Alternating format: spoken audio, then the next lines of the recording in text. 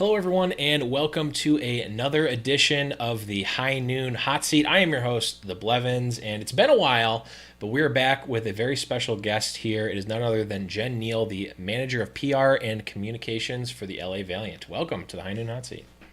Thank you so much for having me. Thank you for being on, and just to kind of give a little bit of a background as how this kind of spawned. I got one of the PR emails from you and the Valiant about a really awesome project that you're doing for the month of June and with the Valiant and the You Can Play organization, which you guys can see. I have a gigantic picture right down below my face if you're watching on YouTube. And I just thought, man, this is a really great project, and I felt what better thing to do than have you come on and actually talk about it.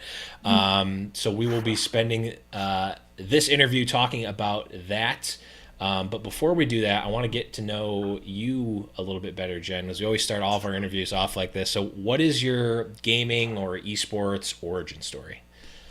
Well, actually, I am relatively new to esports. I come from the National Hockey League, where I was a journalist for the last 6 years. I worked for Yahoo for the last four, most recently. And so when Yahoo merged with Verizon, I was looking for a new opportunity of employment at their hand.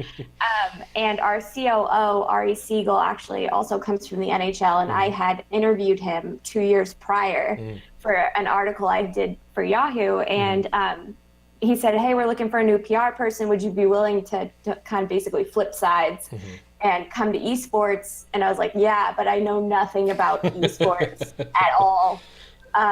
My brothers play video games. That's about as far as I got. So I did. I went through the whole process, met Noah, and I was hired in late October of 2017 and really just kind of jumped in full force with the Valiant and with Immortals, our parent company. And I've been learning on the fly ever since. So it's been an insane experience, to say the least. But I think the first time I stepped foot in Blizzard Arena and watched the Valiant play is when I really understood what esports is all about. And that just, it's grown exponentially as something that I really love to do. Yeah, I mean, it's one of those things that like you just really can't, you really don't understand it from the outside. Even like as myself, being someone who's played video games their whole life and has even followed esports for a very long time, like when I see StarCraft on Twitch, it's like, okay, that's cool. Like, I'm glad that these people are really great. But when you're at BlizzCon and you see the championships and you like the crowd, it's a whole other experience. So it's kind of awesome to hear that that happened with you as well. Absolutely. So let's just jump right into it and talk about the Valiant Pride Patches. So yeah, tell us a little bit about those. Sure. This was really a community effort in our organization. It started with Noah, who said that I want to make pride patches and we're going to put them on the players. And then and then he said, okay, now you guys run with it. And our internal, we have a very small group here, came together and worked with our partners at AEG and designed the patches, had them produced and put on the players' jerseys, debuting against the New York XL. And from there, it felt like, yes, we're going to sell the patches, but, you know, we had to really put our stake in the ground as far as what does this mean to us? It's one thing to sell the patches and raise money for a charity. It's another thing to take this organization's beliefs in player development, in community, and everything that we stand for and say, okay, now someone needs to hold us accountable to it. And so that's really where the patches kind of transitioned into the partnership with You Can Play. And we've seen incredible response. People are really excited about the patches, and you can buy them at store.lavaliant.com. And a portion of the proceeds will go to the You Can Play Foundation. Yeah, I mean, when I got that initial email, I was like, these are really cool because I like, patches and limited time stuff like that, just from like, regardless of what it's for, like I like that kind of stuff. That's just interesting for me. But then on top of that, it's also just a really great cause and going for a really great organization in You Can Play. So for those who aren't familiar with it, can you tell us a little bit more about You Can Play? Sure. It's an organization that was started by Patrick Burke, who is an NHL, and now he's an NHL executive. But back in 2012, his brother, Brennan, came out as gay, and he was playing college hockey at the time. And his teammates basically said to him, like, you can play hockey, so you can play. Like, there was sexuality had nothing to do with how good of a hockey player he was. Tragically, though, Brennan was killed months after coming out in a car accident. So Patrick and his father, who's a longtime NHL executive, Brian Burke, and several friends came together and started this foundation. And it really spearheaded when I was in the NHL, as the players coming together and taking a stand against homophobia, and saying that they want to make a safe environment for all fans, coaches, players, and it doesn't matter what your gender is, the gender you identify as. It doesn't matter if you're gay or straight. It's just about being able to be 100% of the person you are and be the best at your business because you're living your true self. So from there, You Can Play has grown out to reach most of the major leagues, and our partners with the LA Kings and the Galaxy have all held Pride Nights with You Can Play. And so we decided that we would partner with them as the first esports team to really take a pledge and say that we're going to open this environment up to our organization. We're going to hold ourselves to a higher standard, and we want the public to hold us to that standard as well. And so what You Can Play has brought to us is a resource in Andrew, who is a Major League Lacrosse player, the first one that came out. And he's going to be doing training with our players and our staff and tabling at different events. It's all about taking that mindset that esports and the online community in general is toxic and has no welcoming environment, and flipping that on its head and starting that conversation and saying that we as an organization are going to start the conversation, and we want you guys to hold us to that standard. Yeah, that was a really big thing for me as well. And I talked about it a little bit on the podcast on Monday night. Was part of the work that Overwatch League is doing, besides, being a huge endeavor with the location-based teams, besides the huge investment from the organizations, besides all that, is at a macro level, at probably the most macro level, what Overwatch League and the organizations that are a part of Overwatch League are doing are trying to bridge that gap between people who have no idea what esports is, or who think that esports is a bunch of, sweaty nerds in their parents' basement just playing games and being toxic, and being, all of those stereotypes, homophobic, all those things, and really kind of bring light to what esports is really about. And I think that, the LA Valiant taking this on is it's just fantastic. I can't say that enough. So with that being said, you guys are doing an actual live event on Sunday, is that right? Yes, we are. We're having our Pride event. It's the LA Valiant Pride Party as part of Los Angeles Pride. Pride in LA is one of, the biggest across the nation. So on Sunday, we are having an activation at GYM Sports Bar in West Hollywood all day. And their fans can come and get Pride patches. There's drink specials, there's cosplay contests. If you aren't 21, people can interact with us outside the bar, win Valiant swag. It's just all about engaging that community. It's part of our Be Valiant series, where we just go out and say, like, it doesn't matter what group you want to be a part of. Like, we want to be a part of you, and we hope you'll have us. So this is just another one of our Be Valiant events that we're really excited about. Yeah, that's awesome. It's free unless you like. Yeah, that's even more awesome. if it weren't multiple thousands of miles away, I would definitely be making my way out there. But being Even on, I'm scared of the traffic in general. I mean, I don't live that far away from it, but I'm like, oh, the traffic. But still, it's going to be a great day. And our social will be covering it. We'll have events for everybody afterwards. Mhm. And we're just really excited. And we hope as many people can come out as possible. Yeah, so if you guys are in the LA area, or if you're anywhere closer than me, which by the way is Buffalo, New York, so Oh my any opposite corner of the country, Yeah, exactly. yeah, you should be there, because I wish I was going to be there, but I'm not.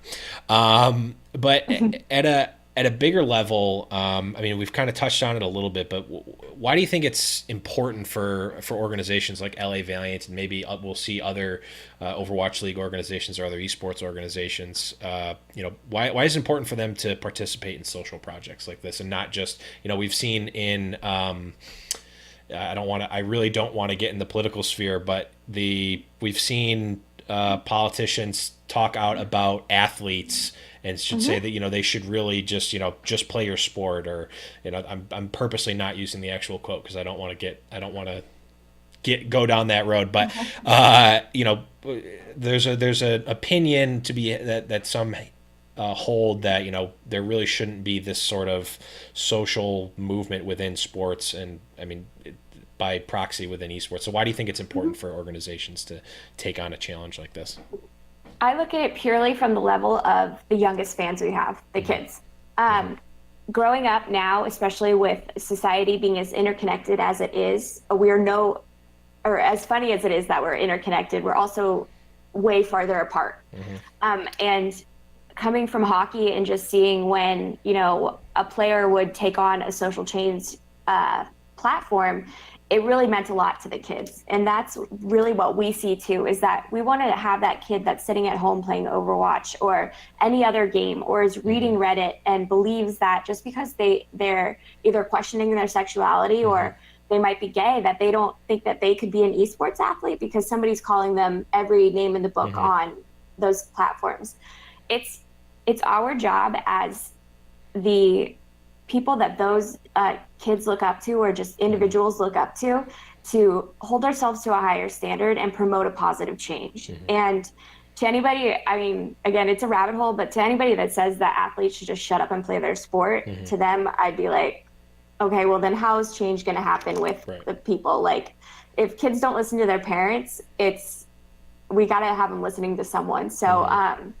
And I preach this, my players will tell you that I preach this to them every day, that everything they say matters, everything they do matters, Mm-hmm. and everybody is watching. Yep. So if that's the point, then why don't we do something positive? And I have to really applaud Noah for letting us take that stand, because he believes as much as we do that we have a responsibility to the community as a whole to be a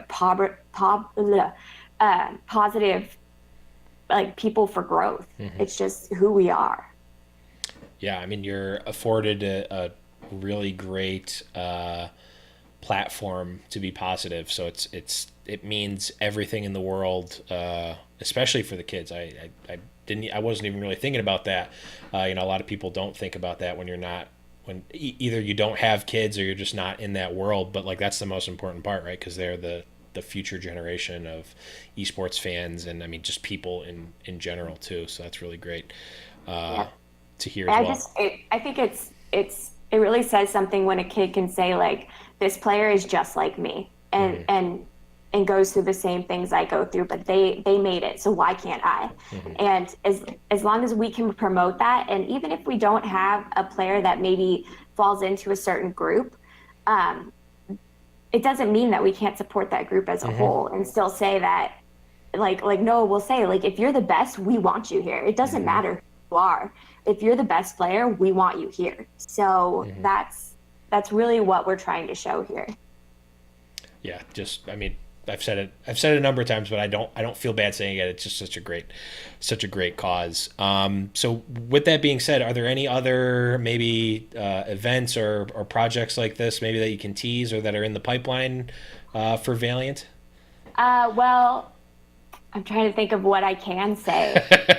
Just say anything. It's okay. Don't worry. Nobody's listening, right? Like I won't get in trouble Yeah, for this. definitely not. We definitely No, don't okay. have Overwatch League and Blizzard employees that listen to the show.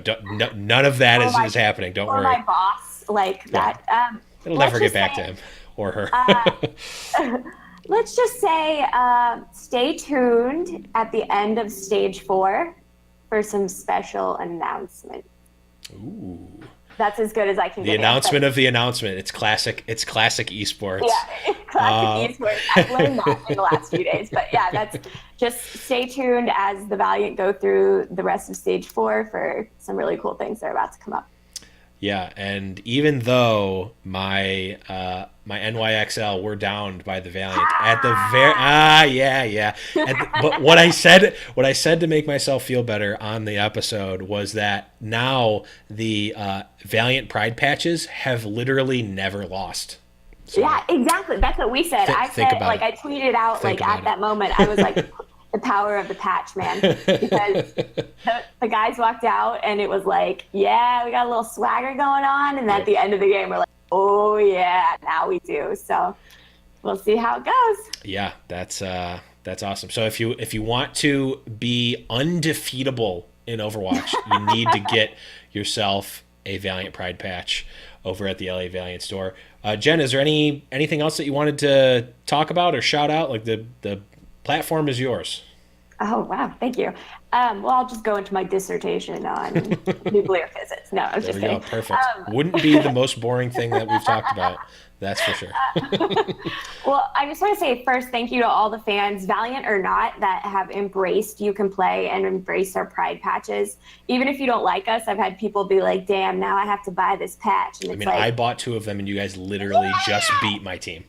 yeah, exactly. See, it's a good thing. So I just want to say thank you to all of that, and just a shout out to our team, because what was really heartening to me when I first talked to them about the You Can Play partnership was that they said, this is an issue. Like, it was like our average age, we're one of the youngest teams in the league, and they were just like, we don't care who you are. Like, it just doesn't matter. Like, this matters to people, like being gay, and it was surprising to them, which I found to be heartening in some way, that it was that they're like, of course we want everyone to be here. This makes no sense. So just a shout out to the Valiant for just being just so open and really just cool about everything. And I know that's like total PR speak, and it's not like I'm just like pumping the tires of my own team, but really, like, I always look at this as these are kids that we've plucked out of their homes and brought them all together to play and as a team for the first time. And we're expecting them, especially in our organization, to act like professional players and professional, like, I don't want to say athletes, but like just professionals, that they've really taken on the charge well. And I'm really happy to have them. Yeah, so I mean, that's it. Can't really ask for much more than that. I mean, all that is great, and then also you beat the New York Excelsior. But let's forget about that second part and focus more here on the task at hand, which is You Can Play and the LA Valiant Pride patches. But Jen, that's all I've got for you. Thank you so much for being on, and we hope to have you back on at a later time, especially maybe if maybe we can get something. I don't even know what this announcement is, so Yeah, maybe we'll see. maybe we can get you back on to talk a little bit more about that once that happens. But yeah, so guys, that is going to be it for Jen. I am the Blevins. Thank you for listening, and Jen, I just want to say you've survived a round on the High Noon Hot Seat, so. I mean, okay, everyone has survived. There's no one doesn't make it, but I like to. I was like, is this like the Hunger Games? Like, I'm not sure. But Yeah. I volunteer. No, you made it. There's no one that doesn't make it. But okay. Whew. Well, I'm so glad to be among the survivors, of which there are 100%. I guess you technically, I mean, you were there when we interviewed Grim Reality too. So I guess you've kind of like you already knew the treachery that was going to happen. Yeah, I do remember that. That's awesome. Okay. But okay, that's gonna be it. I'm so bad at ending these. I always like end it and then it keeps going and then. But this is actually it for Jen Neale. I'm the Blevins guys. We'll see you guys later. Thanks for listening. Bye bye. Bye. Oh, well, the actual last thing before we go. All of the links to buy the patches and the event information is going to be down below. So if you're wondering where it is, check down below. Okay, now actually bye.